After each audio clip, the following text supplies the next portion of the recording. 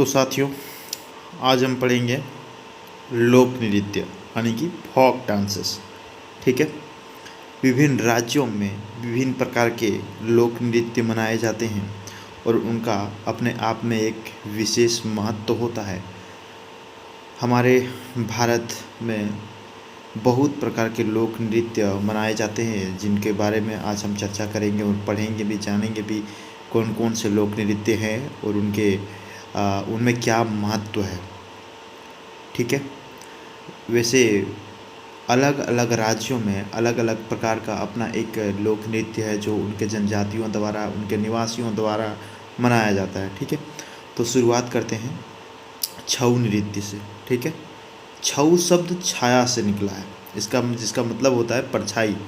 यह मुखौटा नृत्य का एक प्रकार है जिसमें पौराणिक कहानियों का वर्णन करने के लिए शक्तिशाली युद्ध संबंधी संचालनों का प्रयोग किया जाता है। कुछ कथाओं में स्वाभाविक केंद्रीय भावों अर्थात सर्प नृत्य या मयूर नृत्य का भी प्रयोग किया जाता है। छऊ नृत्य की 3 मुख्य शैलियाँ होती है। झारखंड में सरायकेला छऊ, उड़ीसा में मयूरभंज छऊ तथा पश्चिम बंगाल में पुरुलिया छऊ। इनमें मयूरभंज छऊ के कलाकार मुखौटे नहीं पहनते।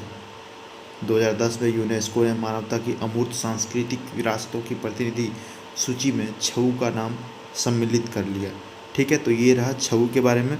और छऊ नृत्य जो है इनको यहाँ पे दिखाया गया है, इमेज में आप देख सकते हैं। ठीक है। ये है छऊ नृत्य। आगे की बात करते हैं हम गरबा नृत्य। गरबा और डांडिया ये 2 जो है गुजरात में मनाया जाता है। ठीक है। और दशहरे की शुभ दिन होता है, उसी अवसर पर मनाया जाता है। गरबा गुजरात का एक लोकप्रिय लोक नृत्य है जिसे नवरात्र के अवसर पर किया जाता है। गरबा का वास्तव में अर्थ होता है गर्भ दीप। छिद्र युक्त एक मिट्टी का बर्तन होता है जिसमें दीप प्रज्वलित किया जाता है तथा जिसके चारों ओर महिलाएं लयबद्ध तालियों के स्वर पर चक्राकार गति में नृत्य करती है। मतलब लयबद्ध मतलब हो गया कि लगातार। ठीक है। जिसके चारों ओर महिलाएं जो है लगातार तालियों के स्वर पर चक्राकार मतलब चक्र के आकार जैसा वो घूमना जैसे गोल गोल पर ना गति में नृत्य करती है। तो ये हो गया गरबा। इसके बाद हम जानेंगे डांडिया की खास बातें। ठीक है। तो डांडिया भी गुजरात का ही नृत्य है और इनका भी एक विशेष महत्व है। ठीक है। रास एक ऊर्जायुक्त तथा रोचक नृत्य विधा है जिसमें पॉलिश की हुई छड़ियों या डंडियों का प्रयोग किया जाता है। इसमें दुर्गा तथा महिषासुर के बीच छद्म युद्ध को दर्शाया जाता है। दुर्गा और महिषासुर के बीच जो युद्ध हुआ है, हाँ, उनको दर्शाने का कहें तो एक प्रक्रिया है डांडिया। ठीक है। इसके बाद तरंग मेल की बात करते हैं। यह गोवा का एक लोक नृत्य है जिसमें क्षेत्र की युवा ऊर्जा का उत्सव मनाया जाता है। इसे दशहरा तथा होली के दौरान प्रस्तुत किया जाता है। इंद्रधनुषी पोशाकों के साथ बहुरंगी झंडों तथा कागजों के रिबनों का प्रयोग से एक दर्शनीय नज़ारे में परिवर्तित कर दिया जाता है। इसके बाद आता है घूमर या गंगोर।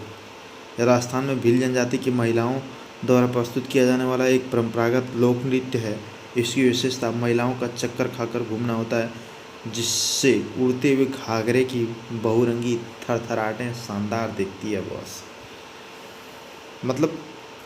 ये जो घूमर है इनका मैं विशेषता बताता हूँ आपको। जैसे क्या होता है ना कि घाघरा पहनी होती है तो घूमती है, क्या बोलते हैं उसको, एक गोल गोल घूमती है सब। ठीक है। और गोल गोल घूमने की वजह से जो घाघरा है वो गजब उड़ती है, देखने में मनमोहक लगता है। ऊपर की ओर थोड़ी सी गोल चक्र जैसा एक घुमावदार जैसा लगता है। मैं आपको उसका इमेज भी दिखा पाता, अभी तुम्हें दिखाता आपको। ठीक है। चलिए कोई बात नहीं, मैं इसका बाद में इसके बारे में और चीज़ें जो है डिस्कस करेंगे। वैसे कुछ नहीं, बस वही चीज़ें थी। गोल गोल घूमने की वजह से जो है शानदार दिखती है घूमर। इसके बाद कालबेलिया लोक नृत्य।